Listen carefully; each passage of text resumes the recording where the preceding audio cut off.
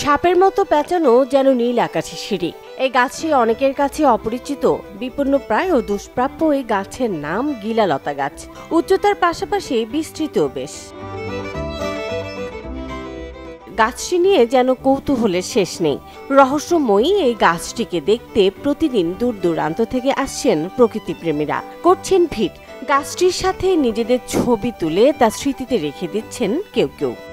ছোট ছিল বাঁধে ঢোকা দিতে বড় গাছ তুলিতে এখন বিশাল হয়, এখানে ভিডিও করতেছে, দেশ বিদেশে করতেছে। দোকানপাট মেলা হয়ে গেছে, এখন দোকান সবসময় মেলার মতন বসে থেকে অনেক মানুষ আসছে, আমাদের ভালো লাগছে, বেচা বিক্রি মোটামুটি ভালো হয়। দিনাজপুরের বিরামপুর উপজেলার যোতমাধব গ্রামের শালবনে বেড়ে ওঠা এই গাছটির বয়স 11 বছর। কারো কারো মতে ওষুধি গাছ, রান্নাতেও ব্যবহার করেন অনেকেই। ফেসবুকে সোশ্যাল মিডিয়ায় সব দেখতেছি, দেখে ইচ্ছে হইলো যে আমিও গিয়ে দেখবো, তো দেখার জন্য আসলাম। গাছের নাম হচ্ছে গিলা গাছ, আর এর ফল আছে হচ্ছে গিলা ফল, এটি রান্না করেও খাওয়া যায়। প্রায় 11 বছর আগে লালমনিরহাট থেকে গিলা বীজ এনেছিলেন স্থানীয় জালাল উদ্দিন। তার স্ত্রী রান্না করার সময় 4টি বীজ বপন করে রাখেন, আর সেই বীজ থেকেই হয় গাছ। এখন গাছে ধরেছে গিলা ফল, কিনছেন কেউ কেউ। গাছটির ফল ও চারা উৎপাদন সহ এটি সংরক্ষণে বিভিন্ন উদ্যোগ গ্রহণের কথা জানিয়েছেন বন কর্মকর্তা। এটা আমার বাবা লালমনিরহাট থেকে বীজ নিয়ে আসছে, আমার মা এবং আমি খুঁড়ে দিয়ে এটা গাছটি রোপণ করছে, বীজগুলা রোপণ করছে।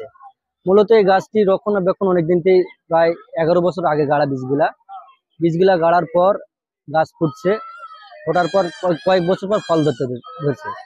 কিন্তু এবার বছর একটু বেশি ফল ধরছে এবং এটা ব্যাপকভাবে ভাইরাল হওয়ার কারণে অনেক দর্শনার্থী আসতেছে। ফলটা বাজার থেকে কিনতে গেলে 10 টাকা 12 টাকা পিস পাওয়া যায়, মূলত 400 টাকা কেজি। এই গিলালতা গাছটি অনেক সুন্দর এবং অনেক বড়, যেটা এই এলাকায় খুব রেয়ার।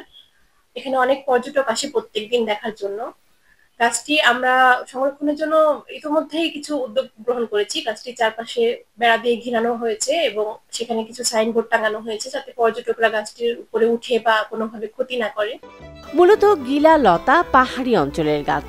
এটি 140 মিটার পর্যন্ত দীর্ঘ হতে পারে। Desk report, channel 24।